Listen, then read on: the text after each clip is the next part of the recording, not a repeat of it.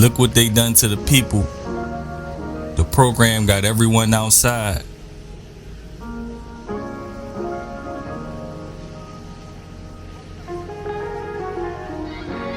Got everyone on their phone. Got people doing their job for them. All we have to offer is to watch each other, still prisoners in our own mind. No single controller, just a network of incentives that reward compliance and punish deviation, shaping behavior long before conscious choice entered the picture. One of the most uncomfortable truths is that behavior usually changes before belief does. People learn what is safe to do long before they learn what is true. A person does not stop speaking truth because they are told not to. They stop because truth costs them employment, sense of belonging, reputation, and emotional safety. Systems that reward compliance survive because most people benefit from them enough to tolerate their limits. Stability, even when restrictive, feels safer than uncertainty. This creates a dangerous illusion that if the system worked for me, it must be good. It's on my side. Participation becomes necessary. Participation becomes normal. Participation becomes common sense. They teach it to their children. We hand down compliance as inheritance. A lot of oppression, zero guidance.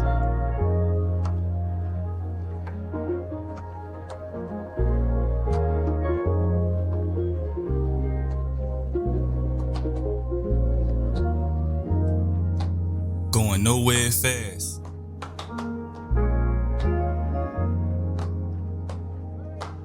No knowledge, no purpose, no urgency, just chilling, doing nothing.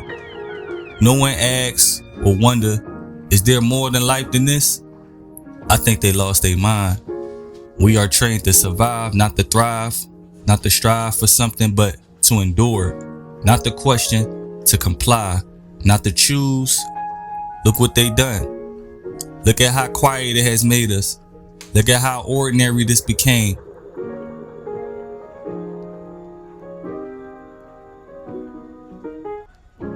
They don't watch their kids, but they'll watch you though.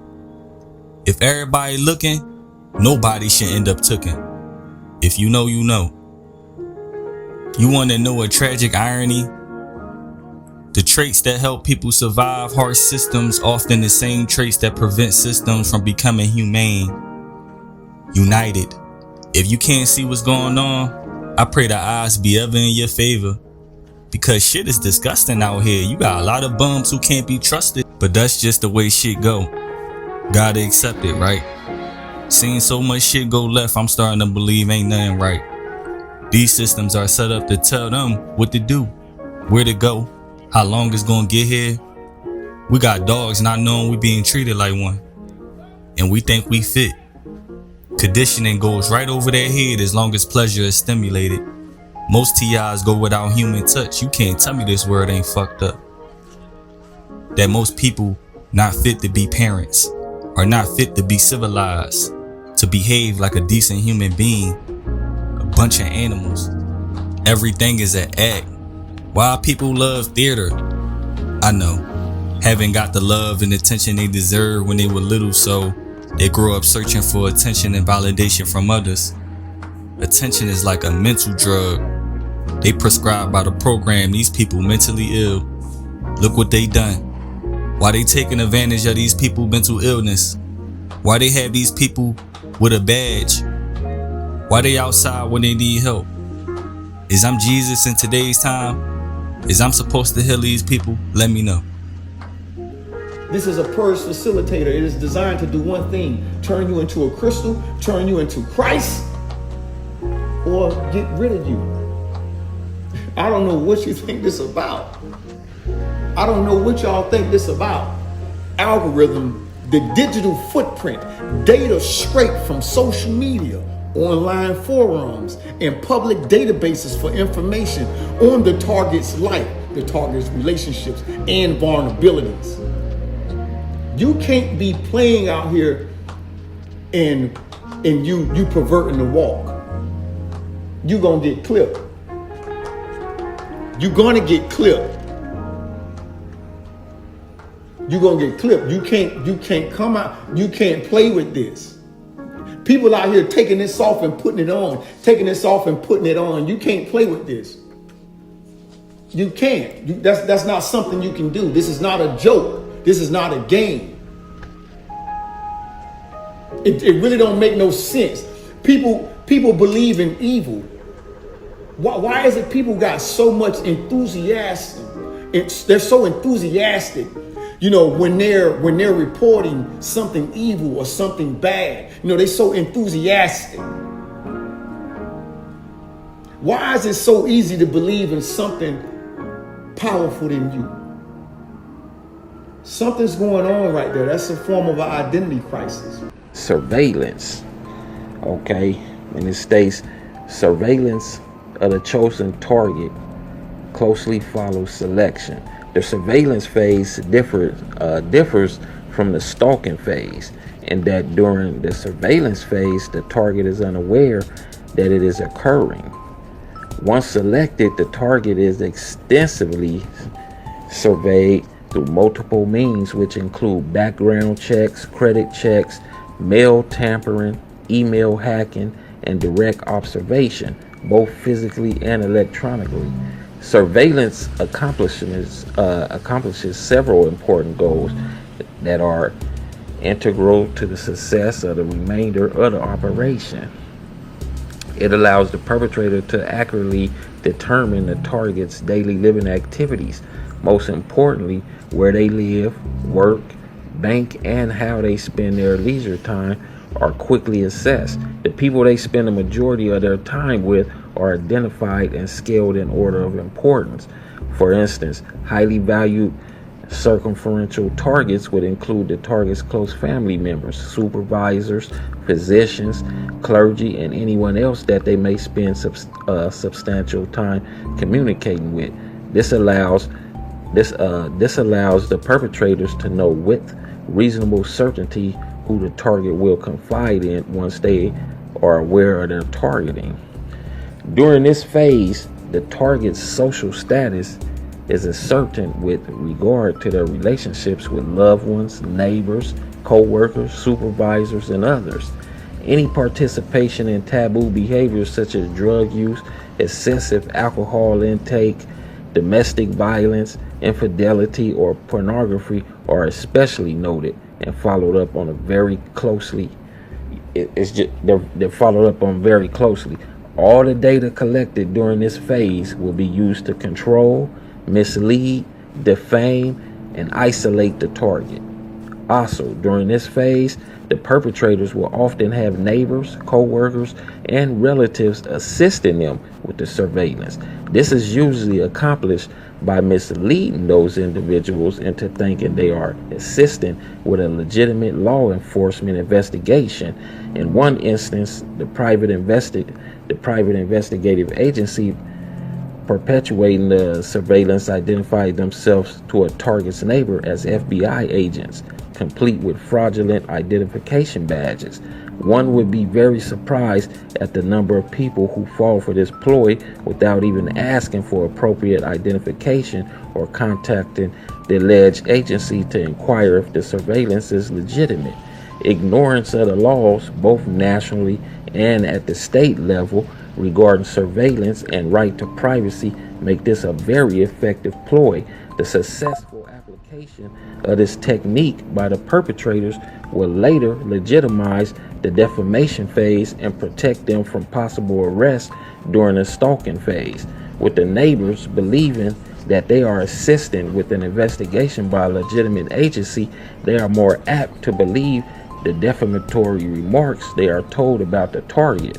Moreover, they are less likely to call the police and report the vehicles they see parked in front of the target's home throughout the night. Now that's some devious, cold ass shit right there. This is the type of shit that's taking place every day, every month, every year with different people all around the world, especially in America. They doing this to people. They doing this shit. This shit is spooky. This shit is wicked. This is deep. This shit is super deep. Like, this shit is super deep. And it gets even deeper, you know. They have a they have a defamation phase. And the defamation phase now, this is real cold. Check this out. The stalking phase serves several important functions for the group perpetuating the operation to ensure that the target is totally enveloped in the operation with minimal chance of escape. It places the victim in a victimized state of hopelessness, especially once the victim has been ignored by police agencies through which the victim has sought help. Stalking is very difficult for police agencies to prosecute under normal circumstances.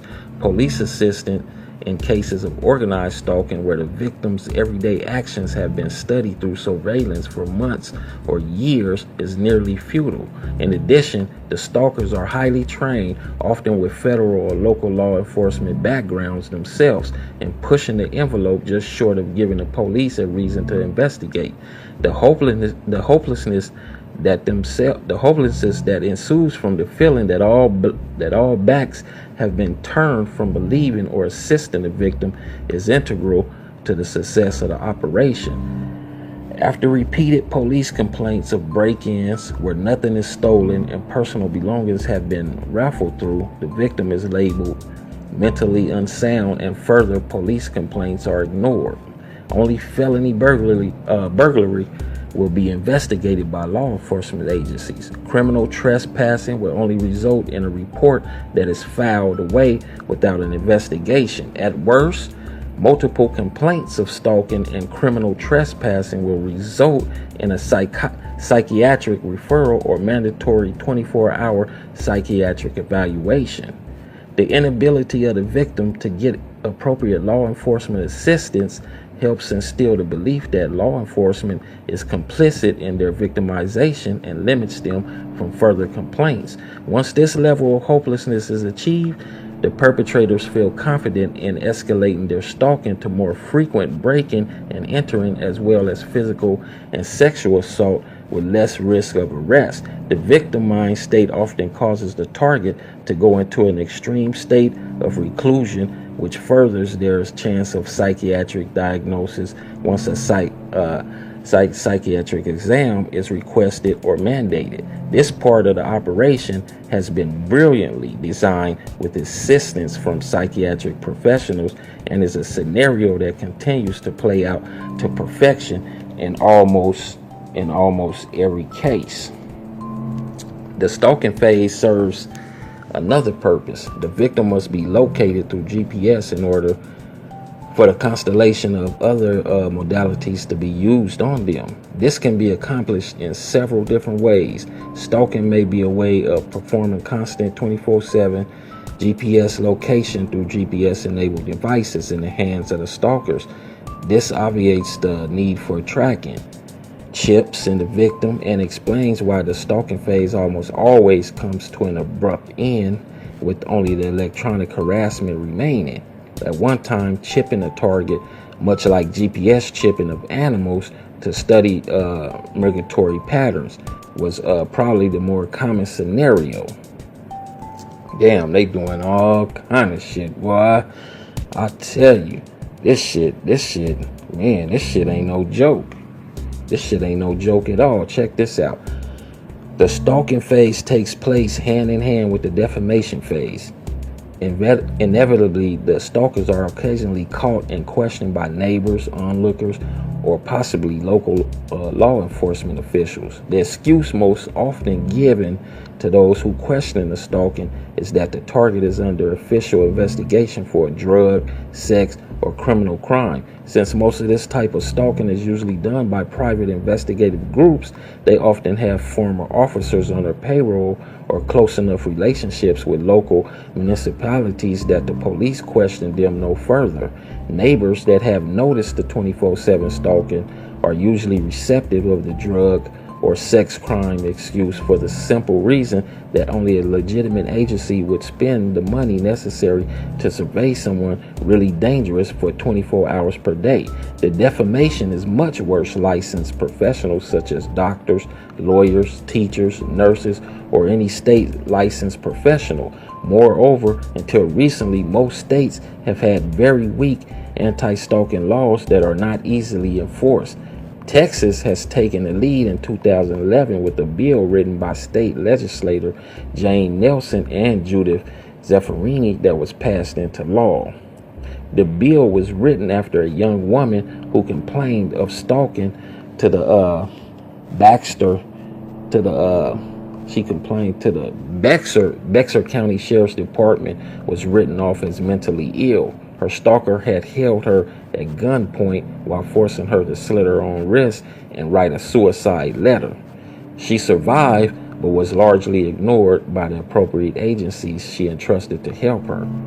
Several months later, her stalker followed her to work and murdered her in the parking lot. Whew, man, this is some crazy shit, I tell you. This is some crazy shit, for real. I ain't lying. I mean, this shit, man. They even got a phase called the attack phase.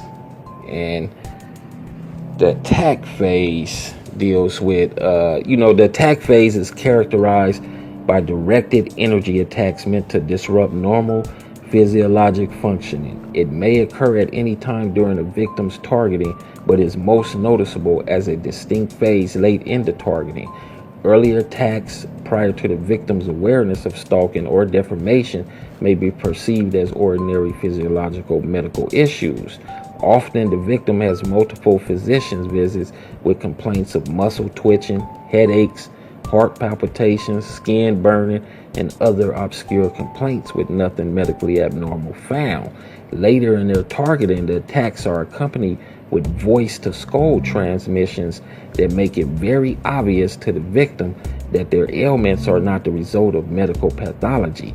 Once the perpetrators are certain the victim is hearing their transmissions and have noticed the stalking, the attacks will escalate. During the attack phase, the victim can expect to be assailed almost 24 hours a day. If the victim is lucky enough to still be employed by the time this phase begins, attacks will be used as their key weapons to sleep deprive the victim. Often the attacks will subside just long enough for the victim to fall asleep with hopes that they will sleep through their alarm and be tardy or absent to work. Remember, the goal of this phase is complete annihilation of the victim's personal and professional life. This phase will continue until these goals are met or the perpetrator group is diverted or hired to target someone else. Manpower constraints within the perpetrator group will often result in abrupt cessation of attacks as they focus their attention on other targets that they've been directed or paid to attack. However, the victim will still usually have the infrequent attacks as a reminder that they are still being watched and are not entirely free from the program. Whew. Whew, whew, whew. Whew, whew, whew. Man, this shit is crazy. So, when the officers got here, I wanted to make a police report. So I said, I'm calling to document this and to make it clear that I'm trying to avoid any conflict. I do not want any problems with anyone. I want guidance on how to protect myself and what steps I should take. So, I basically spoke to them and they basically just coddled them. Like they're okay with what's going on. They actually refused to give me a report despite all the videos of all the months that I've showed them what's been going on here. They're refusing. So when I come on here and I say, law enforcement is okay with these type of things, I'm not happy. I'm not proud to, it doesn't make me feel good. It doesn't satisfy me, but it's the truth. Sometimes the truth is ugly, but you see everything that's happening with me. I'm not mad. I'm not upset. I know that's probably what they want, because they have like this whole big ultimate plan, a whole grand scheme of nothing. Because even if you do something to me or whatever, or, I make a mistake, at the end of the day, God is going to deal with you. The Most High is in control of all things. These people are lost, I'm telling you. Anyways, I'm not going to get deep into that.